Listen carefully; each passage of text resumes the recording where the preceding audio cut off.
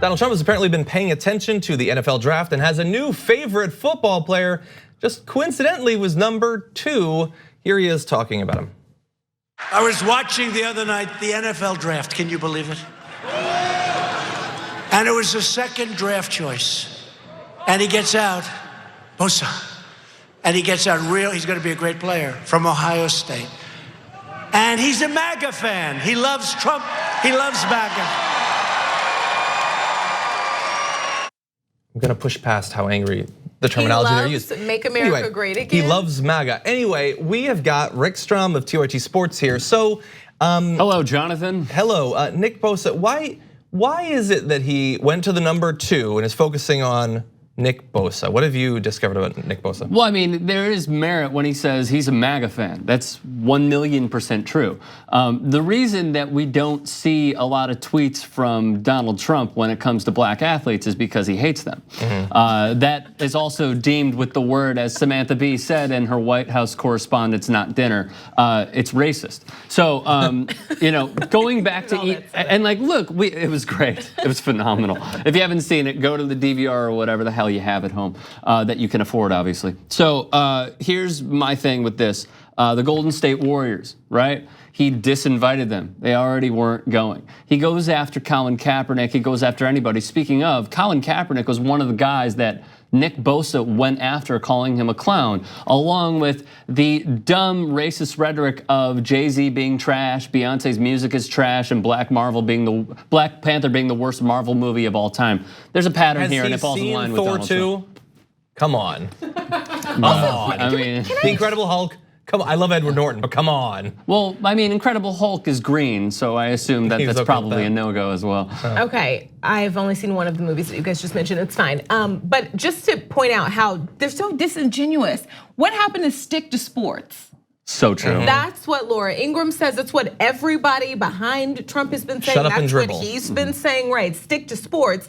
And everyone on the other side has been saying, no, because if they agreed with you, then you wouldn't want it. And right. It's like, no, I just don't want to hear, politics from an athlete. And now you're all over it. Right, so this is intertwined with Donald Trump saying, well, you got to keep politics out of sports, because look at the NFL. Ever since those players ever since those sons of bitches started kneeling, oh man, the ratings are down. You got to take politics out of sports. But then hang on a second.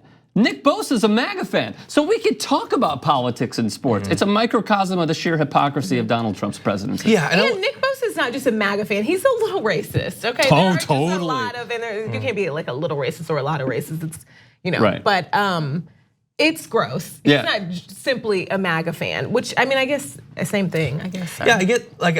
Real quick? Can I go a little further on Brooke's point, just to expand upon that? What?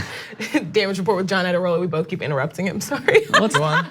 It's not his show. As long as he watches the language, you can continue. It's not his show anymore. It's the Damage Report with Brooke and Rick. Consider it damaged. Okay, continue. Let's call it the Brick Show from now on. So what were you gonna say? Well done.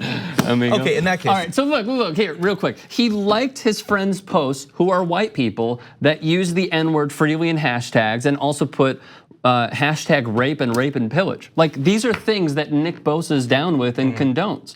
So the evidence is fairly clear. So what I'm interested in is not only that Donald Trump has decided that this guy is great and worthy of him mentioning at one of his rallies, but he did say he's number 2, right? Yep. So who is number 1? Kyler Murray. Okay, so tell me about it. Exactly. So it seems noteworthy.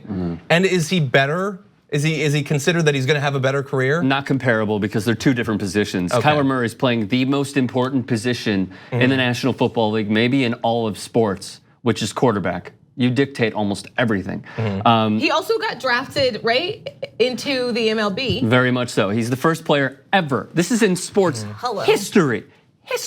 That he is the first player ever drafted in the first round of the Major League Baseball draft, the Oakland A's, and then also the first round, the number 1 overall pick in the National Football League. And he went to the greatest school ever, the University of Oklahoma. All right, calm down. Calm down. Which is biased. Yeah. And started at Texas A&M first, by the way, but yes, he transferred to the greatest school. To the game. Yeah, very much so. So look, you would think that would appease many sports fans and be like, holy crap, this guy's really good. Really good. But then, of course, no, he doesn't get a tweet from Donald Trump. Yeah, exactly. Suspiciously. Yeah, so I saw a sort of quasi apology from Nick Bosa, just for fairness, we're gonna read it. Okay. I'm sorry if I hurt anybody. I definitely didn't intend for that to be the case. I think me being in San Francisco is even better for me as a person because I don't think there's anywhere in any city that you could really be in that would help you grow as much as this one will. I'm going to be surrounded with people of all different kinds, so I'm going to grow as a person. I'm going to be on my own. I'm going to grow up. I'm gonna learn a lot of new things.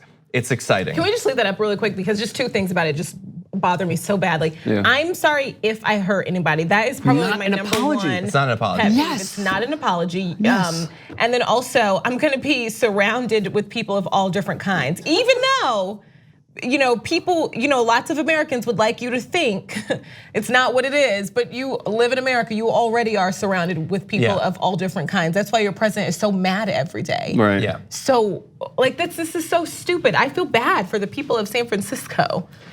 I was real quick, I was very surprised that they drafted him because he put out a video on his social platforms basically saying that liberalism has absolutely crushed San Francisco and that's the reason for the city's demise. So the fact that he's now going back and saying this, eye-opening. What do you think what do you think the reception is gonna be like for him?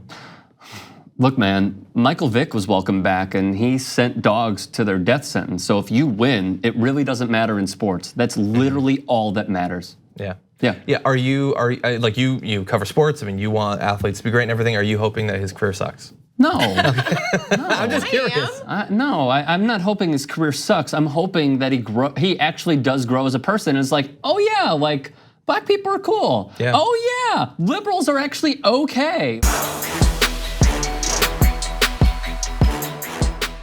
Thank you very much for watching this clip from The Damage Report. If you liked it, don't forget to subscribe to this channel and ring the bell on YouTube to get notifications of our new videos. And of course, you can catch the full Damage Report live every weekday at 1 p.m. Eastern, 10 a.m. Pacific on TYT Network on YouTube TV.